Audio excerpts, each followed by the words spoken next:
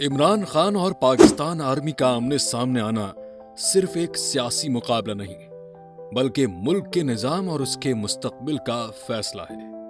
کیا ایک سیاستدان اپنے سپورٹرز کے دم پر ملک کے طاقتور ترین ادارے کا سامنا کر سکتا ہے یا فوج کا انفلوئنس ہمیشہ کی طرح برقرار رہے گا؟ آئیے اس پولیٹیکل بیٹل فیلڈ کا ہر پہلو سمجھنے کی کوشش کرتے ہیں۔ دوستوں، پاکستان کی سیاست کا ایک عجیب لیکن شاندار پہلو یہ ہے کہ یہاں ہر دن نئے سرپرائزز ملتے ہیں۔ آج جس سچویشن پر ہم بات کرنے جا رہے ہیں وہ ملک کے لیے ایک کرٹیکل ٹرننگ پوائنٹ ہو سکتی ہے۔ ایک طرف ہیں عمران خان جو اپنے جنون اور تبدیلی کے نعرے کے ساتھ پالیٹکس کے میدان میں اترے، اور دوسری طرف ہے پاکستان کی فوج جو صرف ملک کے دفاع کا ادارہ نہیں بلکہ ڈیکیڈ سے ملک کی سیاست میں بھی ایک اہم کردار ادا کر رہی ہے۔ عمران خان کا سفر صرف پالیٹکس کا نہیں بلکہ ملک کی تاریخ کا ایک شاندار چیپٹر ہے۔ ایک کرکٹ کیپٹن کے طور پر انہوں نے ملک کو 1992 کا ورلڈ کپ جتوایا، اور اس سفر میں ان کا جنون اور لیڈرشپ سب کے لیے مثال بن گئی۔ لیکن پالیٹکس کے میدان میں انہوں نے جو 22 سال کا سٹرگل کیا وہ کرکٹ گراؤنڈ کے میدانوں سے بھی زیادہ مشکل تھا۔ ان کا الیکشن کیمپین کرپشن کے خلاف تھا۔ انہوں نے بار بار یہ کہا ہے کہ میں ایک ایسے نظام کا خاتمہ کرنا چاہتا ہوں جو ملک کو پیچھے کھینچ رہا ہے۔ 2018 میں جب ان کی پاکستان تحریک انصاف پارٹی جیتی اور وہ پرائم منسٹر بنے تو لوگوں کے سپنے جاگ اٹھے، لیکن یہی پی ایم کا ٹینیور ان کے اور پاکستان آرمی کے درمیان تعلقات کے لیے ایک ٹیسٹنگ ٹائم بن گیا۔ دوستوں، اگر ملک کے سب سے طاقتور ادارے کا ذکر ہو تو پاکستان آرمی کا نام سب سے پہلے لیا جاتا ہے۔ یہ صرف ملک کی ڈیفنس فورس نہیں بلکہ ایک ایسی انسٹیٹیوشن ہے جو سیاست، اکانومی اور ڈپلومیسی میں بھی اپنا اہم کردار ادا کرتی ہے۔ پاکستان آرمی نے ملک کے 75 سالوں میں سے تقریباً 35 سال ڈائریکٹ رول کیا ہے، چاہے ایوب خان کا مارشل لا ہو، ضیاء الحق کا اسلامائزیشن کا دور یا پرویز مشرف کا ماڈرن پاکستان کا آئیڈیا۔ یہ سب فوج کے پالیٹکس میں ڈائریکٹلی انوالو ہونے کی مثالیں ہیں۔ جب بھی سویلین گورنمنٹ آئی ہے، پاکستان آرمی نے اپنا انڈائریکٹ انفلوئنس برقرار رکھا۔ ہر پرائم منسٹر کو فوج کے ساتھ تعلقات برقرار رکھنے پڑے ہیں، لیکن جب یہ تعلقات خراب ہوتے ہیں تو اس کا نتیجہ یا تو پولیٹیکل انسٹیبلٹی ہوتا ہے یا پھر پرائم منسٹر کا آؤسٹر۔ جب عمران خان نے پی ایم کا آفس سنبھالا تو فوج کے ساتھ ان کا تعلق کافی اچھا تھا۔ لوگوں کو لگا کہ یہ سول ملٹری ہارمونی ملک کے لیے اچھا نتیجہ لائے گی، لیکن 2021 تک سچویشن بالکل بدل گئی۔ اس کا پہلا بڑا انسیڈنٹ تھا ISI چیف کی اپوائنٹمنٹ کا مسئلہ، جس میں عمران خان اور آرمی چیف کے درمیان اختلافات سامنے آئے۔ پھر اپریل 2022 میں جب عمران خان کو نو کانفیڈنس موشن کے ذریعے پرائم منسٹرشپ سے ہٹایا گیا، انہوں نے اوپنلی فوج پر الزام لگایا کہ ان کا نیوٹرل رہنا اصل میں سازش کا حصہ تھا۔ عمران خان کا کہنا تھا، مجھے ایک انٹرنیشنل اور لوکل کانسپریسی کے تحت ہٹایا گیا۔ کیا اسٹیبلشمنٹ واقعی نیوٹرل ہے یا پس پردہ کچھ اور چل رہا ہے؟ ناظرین کرام، آپ کو یہ بتاتے چلیں، حال ہی میں عمران خان کو توشہ خانہ کیس سمیت کئی الزامات میں گرفتار کیا گیا ہے۔ ان پر یہ الزام ہے کہ انہوں نے توشہ خانہ کے تحائف کو فروخت کیا اور رقم سرکاری خزانے میں جمع نہیں کی۔ یہ کیسز ان کے سیاسی سفر پر سنگین دھبے کی طرح ہیں، مگر ان کے حامیوں کا ماننا ہے کہ یہ سب سیاسی انتقام ہے۔ آپ بھی یہ سوچ رہے ہوں گے کہ کیا عمران خان واقعی قصوروار ہیں یا یہ صرف سیاسی کھیل کا حصہ ہے؟ عمران خان پر کئی قانونی مقدمات درج کیے گئے ہیں، جن میں کرپشن، فارن فنڈنگ کیس اور توشہ خانہ کیس شامل ہیں۔ ان الزامات نے ان کی سیاست پر گہرے اثرات چھوڑے ہیں۔ ان کے حامیوں کا کہنا ہے کہ یہ تمام کیسز سیاسی انتقام کا حصہ ہیں، جبکہ مخالفین انہیں احتساب کے عمل کے طور پر دیکھتے ہیں۔ کیا عمران خان ان الزامات سے بری ہوں گے یا یہ ان کے سیاسی کیریئر کا اختتام ثابت ہوں گے؟ یہ تو وقت ہی بتائے گا۔ عمران خان نے ملک کی سیاست میں ایک نئی چیز انٹروڈیوس کی، سوشل میڈیا پاور۔ पीटीआई के सपोर्टर्स ने ट्विटर, फेसबुक और यूट्यूब का यूज करते हुए फौज के खिलाफ तनकीद की, जो पहले मुल्क में एक टैबू था।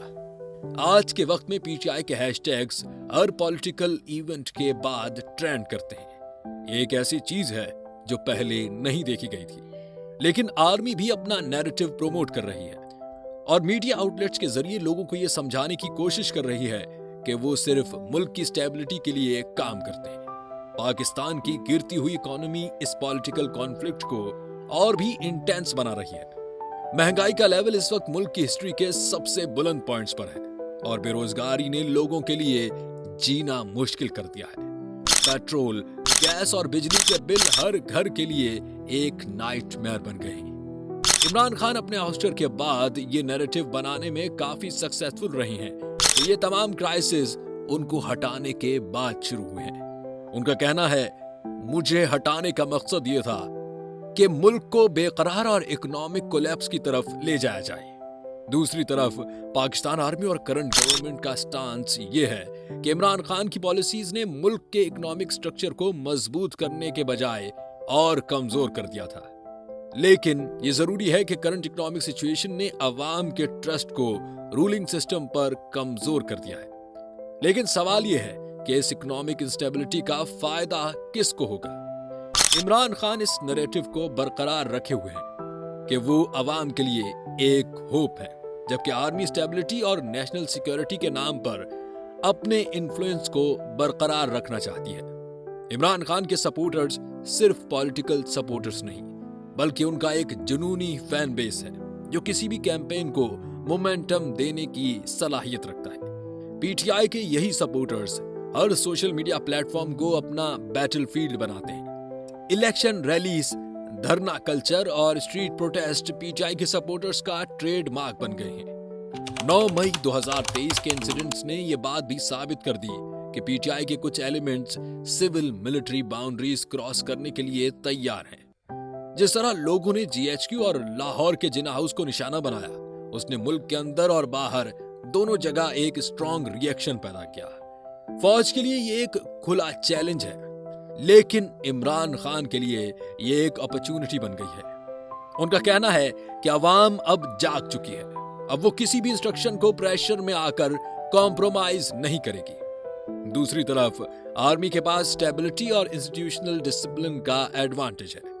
आर्मी के नैरेटिव में इमरान खान के सपोर्टर्स को मुल्क में कोस और अनारकी का जिम्मेदार कहा जाता है। पाकिस्तान की तारीख में सिविलियन गवर्नमेंट्स और आर्मी के दरमियान टकराव कोई नई बात नहीं। भुट्टो का डाउनफॉल एक मिसाल है, जब उनका टकराव आर्मी के साथ उनकी फांसी पर खत्म हुआ। नवाज शरीफ का केस भी कुछ ऐसा ही था, जब उनका परवेज मुशर्रफ के साथ कॉन्फ्लिक्ट उनको मुल्क से बाहर एग्जाइल में भेजने पर मजबूर कर गया। लेकिन यहाँ एक बड़ा फर्क है। भुट्टो और नवाज शरीफ के जमाने में सोशल मीडिया और यूथ पावर का वो इम्पैक्ट नहीं था जो आज पीटीआई के पास है। इमरान खान बार बार ये कहते हैं कि मैं वो लीडर हूं जो कॉम्प्रोमाइज नहीं करेगा। भुट्टो और नवाज शरीफ की तरह मैं फौज के प्रेशर में नहीं आऊंगा। लेकिन सवाल ये है कि क्या ये टकराव भी वही अंजाम लाएगा जो पाकिस्तान के पिछले पॉलिटिकल कॉन्फ्लिक्ट्स का हुआ था, या इमरान खान एक नई मिसाल कायम करेंगे?